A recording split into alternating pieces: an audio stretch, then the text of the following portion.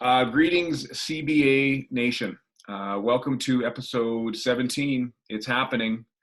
Um, we're pumping them out, and people are digesting them. Ty. Yeah, we're on a roll. Yeah, for sure. And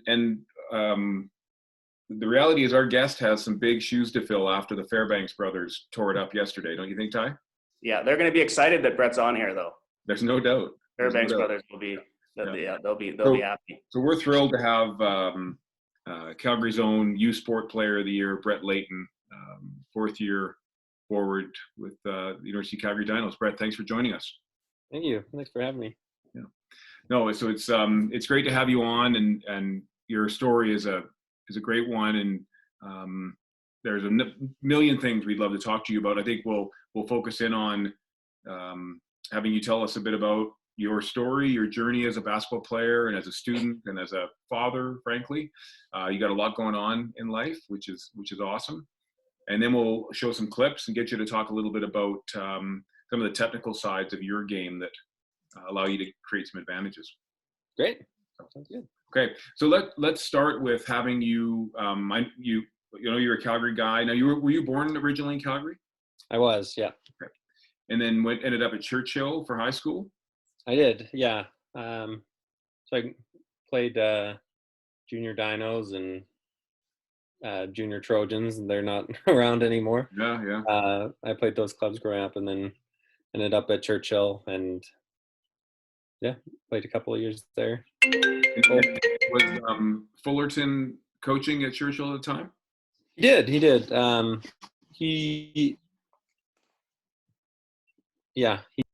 Coaching. I didn't make the team in grade 11, but he was my coach in grade 12. Wow, incredible. You played juniors in grade 11, right, Brett? I did not. Oh, you didn't? No, I okay. Just wasn't the right fit for me, so yeah, took that year out.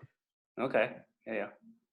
And then tell us, after Churchill, what did you get yourself involved in? After high school, I spent a year just working a labor job, and so I could save up to pay to go on a mission for my church for 2 years. I went to San Antonio, and I got to spend some time in San Antonio, Austin, and a few small towns in there. Yeah. I got to help people down there, and so I spent 2 years there, and then I came home and I worked a little bit, and then started going to school at Mount Royal.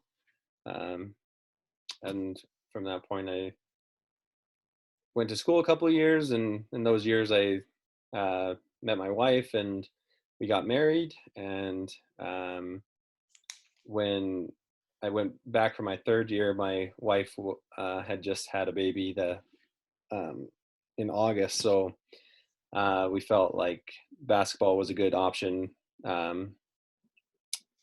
for us, so that I could spend more time at home instead of getting a part-time job.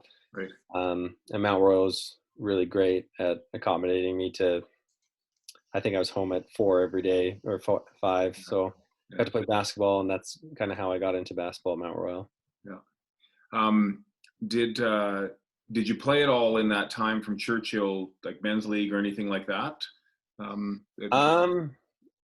played in men's league a few times with just some friends, but other than that, didn't really play all that much. Yeah, for sure. So I remember Brett, when you graduated high school, you were what, 6'4"? Yeah, and when I was in grade 11, I was only 5'10", and then I just kept growing. I think I finished growing around when I was 20 or 21. Right. So I remember Josh White and Scotty Paris and those guys that you know well, and Scotty you played in high school with, and they were like, you guys got to see Brett now. He's 6'10" and 6'9", 6'10". We're like, what are you talking about? And we had Rich, who was coaching with us, who coached you in club. Yeah. And he's like, oh yeah, he's grown a lot and whatever. And I remember probably 5 times just myself stopping the hallway asking if you're going to play and whatever, and it just wasn't right for you. And I know Joe Bell and everybody would kind of stop you, but you obviously had other things going on in your life. So and then thankfully your wonderful wife and your family allowed you to do it, and and here you are now. But that I still to this day remember talking to you at the top of the stairs at Mount Royal, and by the food court, and you were always so polite and saying no, but you're just like, I don't know, and then and all of a sudden you did it, and it was wonderful for sure. But yeah, I don't know. I like that Josh White really led me in the right direction and for sure helped me see how beneficial it could be. So you guys were playing church ball a bunch and stuff like that. We played church ball, and we would I played on his men's league team. Sure. So he's kind of got me back into it after my mission. Mm-hmm. But not making the high school team in grade 11, and then playing in grade 12, and then growing on your mission. I mean, that doesn't happen to everybody, for sure. I know. Even in grade 12, I felt like I was still growing into my body, and I was still pretty awkward. So the 2 years on my mission actually just helped me coordination-wise a ton, I think. Right. So Brett, what would you say? I have to be honest. In our club, we try and keep an eye out for junior high kids who are late developers. Mm-hmm. We're not perfect at it, and but we recognize it, and we try and if we see somebody who's just getting into their body and maybe they're not a great player yet, find a spot for them. What would you say to young players who are growing really fast or haven't really totally filled out yet and feeling still a bit awkward in grade 8, 9, 10, or whatever grade? I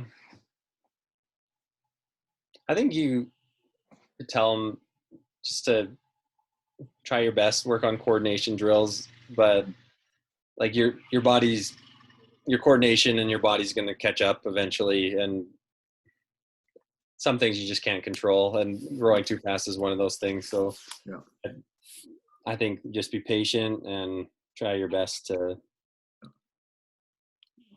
improve your skills. We have in our grade 7 pool of athletes, Ty, we've got a couple kids kind of 6'2" and over. Mm-hmm. Now yours was, you were still 5'10" in grade 11. These kids are like, woof. Yeah. So it's everybody's got their own journey for sure. So then tell us about how you ended up at U of C.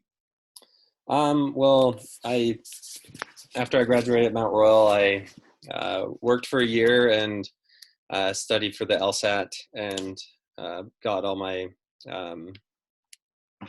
applications in for law school, and I got into U of A and to U of C, and was feeling really comfortable with U of C because we didn't want to leave Calgary. And then Josh White again, he started a sock company with Scott Paris, and they would sell socks to U of C.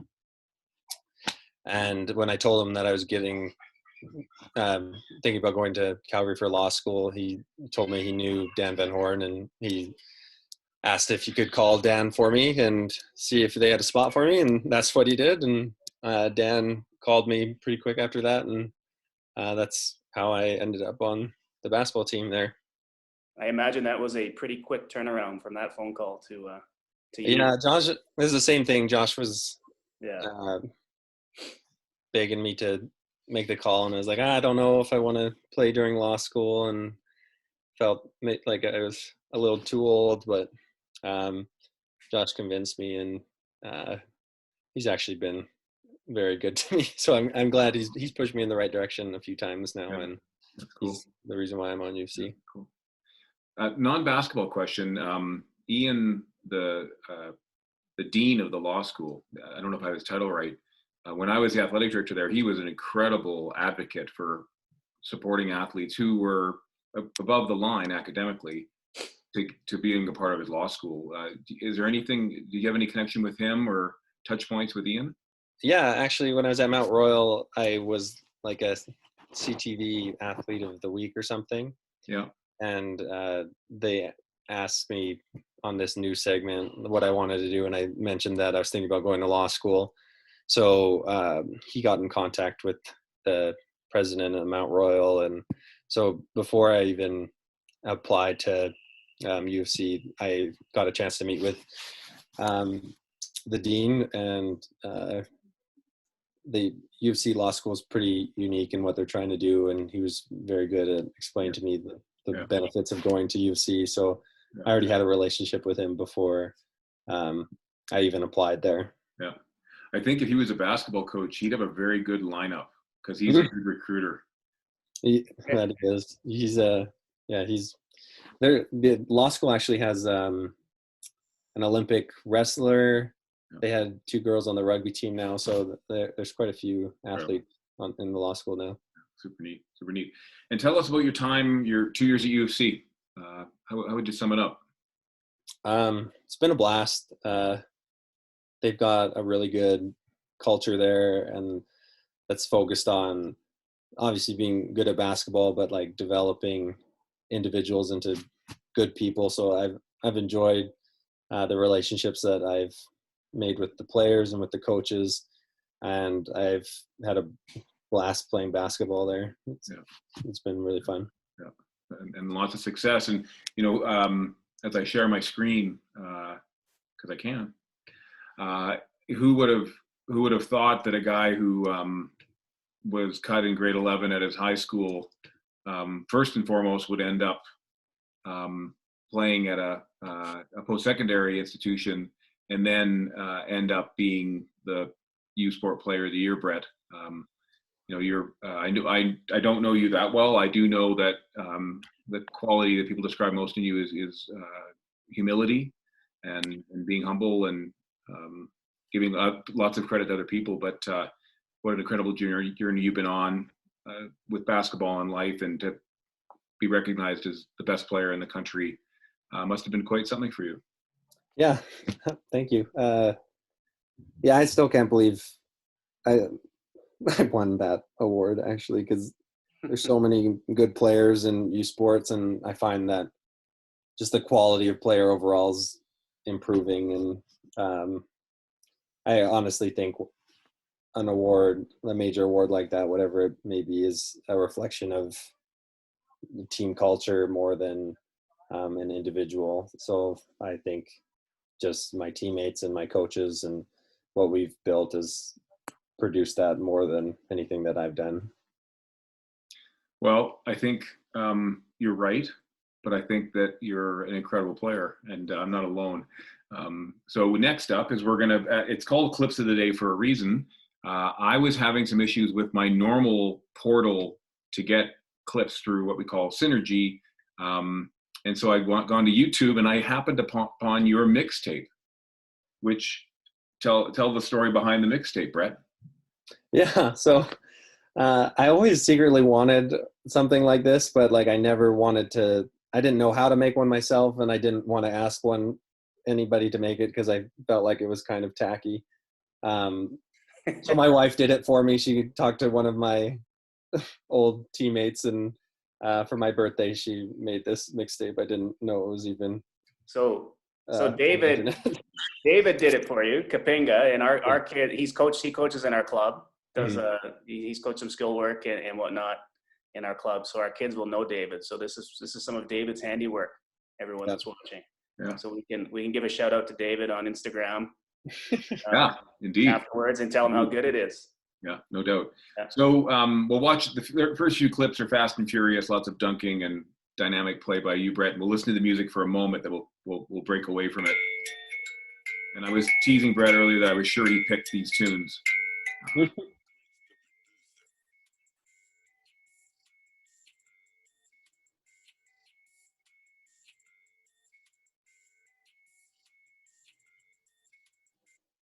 So I think as we go through these, Brett, we're going to just pause and ask you to maybe break down. And I have the ability to slow, not quite as nimbly as before, but I think these next couple clips, Brett, we're just going to show you in the post. I mean, could you just high level, could you tell, you have a way of putting a lot of pressure on the defender in the post and making great decisions. Like what are the principles behind how you play basketball once it's in your hands in the post? I think it starts with when you even catch the ball. You just need to seal your guy out and almost jump to the ball to protect it. Yeah. But when I catch the ball in the post, I like to just take a second and look over my shoulder and see as much as the floor as I can and see where the defenders are. A lot of the times when I catch the ball, they'll send a double team immediately. So wherever that may be, when I have my head like that, I can usually see where it's coming from, and I can swing the ball. A lot of times they'll send a double on the dribble. So the same thing. If I just take one dribble, they'll come and I can pass the ball or make a move. But if the double doesn't come, then I just feel where the defender is. On that first one, I felt like they were playing me a little high and giving me the baseline, so I spun. On this one, to tell you the truth, Brody Clark is one of the best players I've ever played against. So I think I was lucky to make this bucket. But he gave me middle on this one, so I took middle. But he's one of the reasons I just wanted to slow it down back is just to emphasize the fact that after you catch the ball, the first thing you do is you look over top of that inside shoulder. Yeah, I think that's super important, especially like even on that one, I maybe should have even passed to my teammate number 7 because his guy had his head turned to me and he was pretty much by himself. And Max has been working on his 3-point shot, so he's pretty consistent with it now. And this is one of you going to the basket, kind of. Yeah, I find that a lot of the times people think I'm slower than I actually am, so I like to turn my back to them, and then they always take a step towards me and they give me a spin. I don't know. Right. I like to do this move because I think people think I'm slower than I am. Okay, cool. Ty, what do you see in Brett? Technical? I mean, just the patience, and obviously you know Brett from a while back, but just the patience and the composure when he catches the ball, unless it's a wide open, layup or whatnot.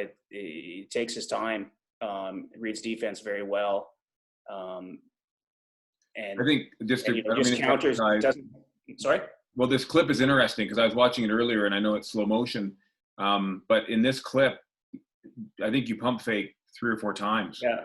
Just never in a hurry, and just takes what the defense gives him, and is obviously very skilled, but just able to counter whatever the defense does, which is good to watch for sure. So this one, I think a double team comes, Brett. Yeah, felt like when the double comes, you have to read. If you can make a quick move, you can sometimes get away with it, but if not, then you got to get rid of the ball. I mean, Brett's pretty humble, but sometimes a double team isn't good enough, right, buddy? Like, I don't know. Yeah. This year was good because at the beginning of the year, I really struggled against the double team, I think, and over the year I got more practice with it, more comfortable with it, so it wasn't as bad as it was at the beginning. Where does it come from mostly? The bottom side or the top side? When they send it from the bottom side, it is terrible for them, I find. Terrible for them. Yeah, because we always have a guy in the corner that when they see their guy coming, they follow them. I think there's a few clips in here where you'll see like I make the easiest pass of all time, like our guy's right under the hoop and no one's there. A lot of times they'll come from the guy giving me the pass from the wing. From the strong side there, yeah. Yeah, but if that wing relocates, then they'll have a wide open shot. Like right there, Noah was coming around and his guy was kind of sinking in. So if I didn't have the shot, I had him in the corner for 3 that would have been wide open.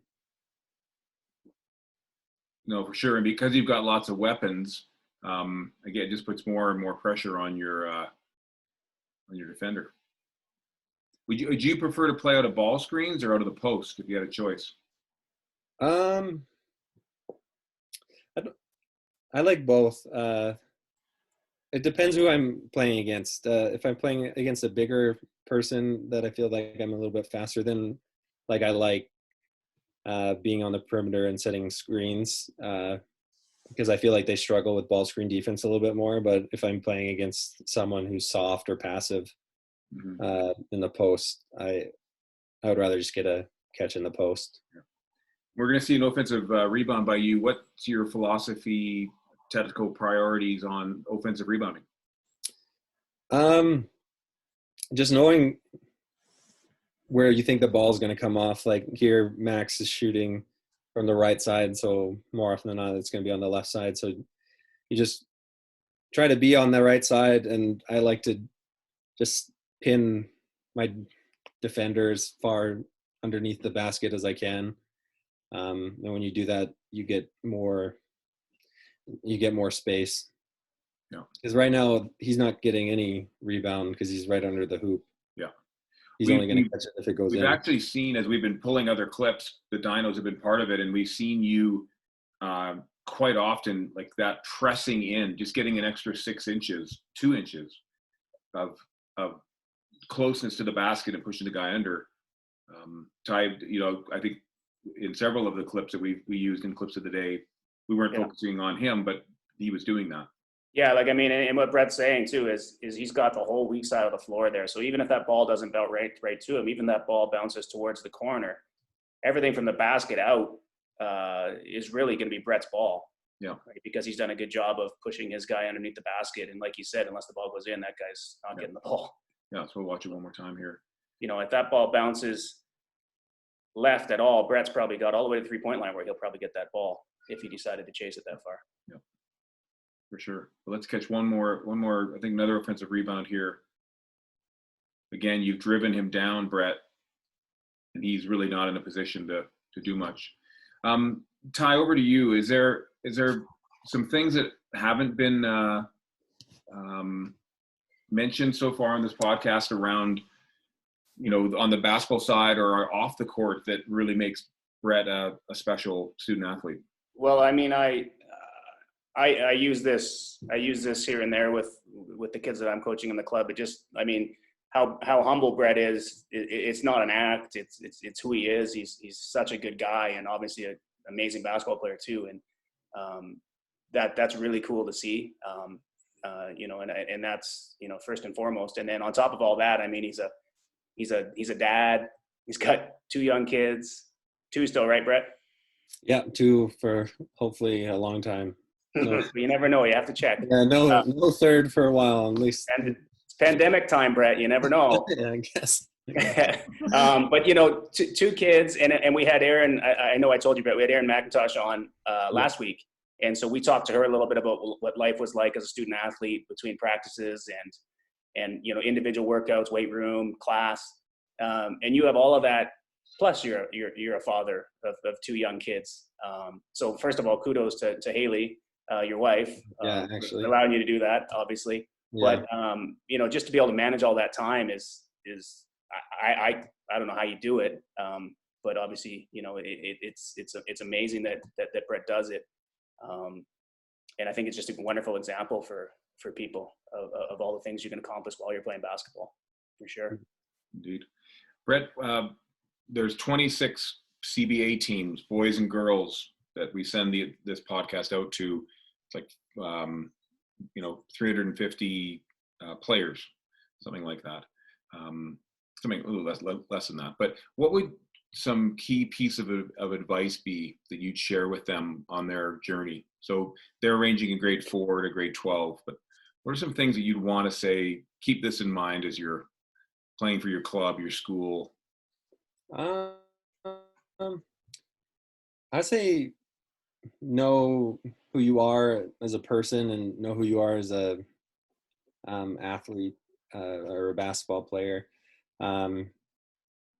In our practices, whenever we're doing a scout for another team and someone can't shoot, our coaches always talk about how that person's me, and like I'm just not a good shooter. Ty will tell you that he's spent hours with me shooting free throws, but that's okay because I do other things well. So maybe you're not the best shooter, maybe you're not the biggest person.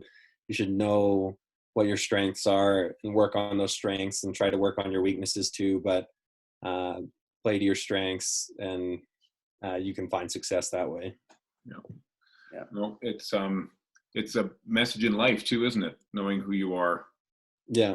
And what you can do and where you can add value. Forget basketball.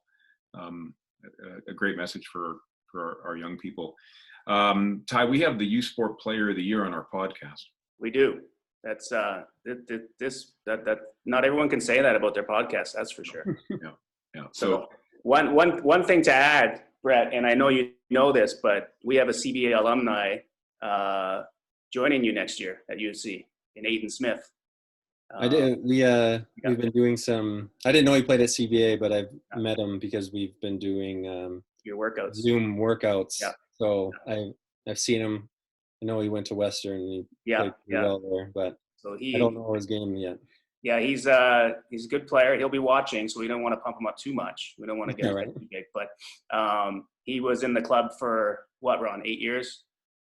Close, maybe not that long, but yeah, good long time. And his dad is his mom and dad are ex players at U of C, both very good players. And Aiden is a great player, and I know you and Jeffrey Tazo will look after him well when he gets there. But yeah, he got one of ours coming. He's a good player for sure. Yeah, I'm excited that he's been at the Zoom workouts and he's working on his game. So excited to have him next year. Mm-hmm. Awesome. Okay, Brett, we can't thank you enough for this, and we obviously hope your family stays safe and healthy and well. Thank you through this phase, and we're keen to go up to the Jack and watch some hoops next year. Yeah, hopefully we'll have games. Celebrate your final year. So yeah, let's send you out with a national championship. You got just about everything else. So. Yeah, we got most of our guys coming back. We have one guy that's hurt, but other than that, we should be pretty solid next year. Right. Awesome. Now, Ty, did you want to take on any of these tasks? I would love a tea time at Augusta. Okay. You're never going to beat Katie in 21 again. Oh my. And a Steelers jersey, if you buy me that might be the last time we speak. So don't encourage me. I bought your daughter a volleyball for Christmas. You did. I have it in me to buy you a Steelers jersey. You gotta know that. No. We'll see how that goes for you. Okay. CBA Nation, thank you for watching. We have our next two guests are Damian Jennings from the UFC, women's coach, and the grade 12 CBA girls team. Okay. That's a big group. You didn't know that yet, but I've recruited them. They're good for one of the next two. I'm not sure which one you're going to see next. But again, Brett, thanks for joining us. Thanks for having me. Yeah, thanks, Brett. Really appreciate it. Everything, and go Dinos. All right. See you guys. All right. Thanks, Brett. Thanks.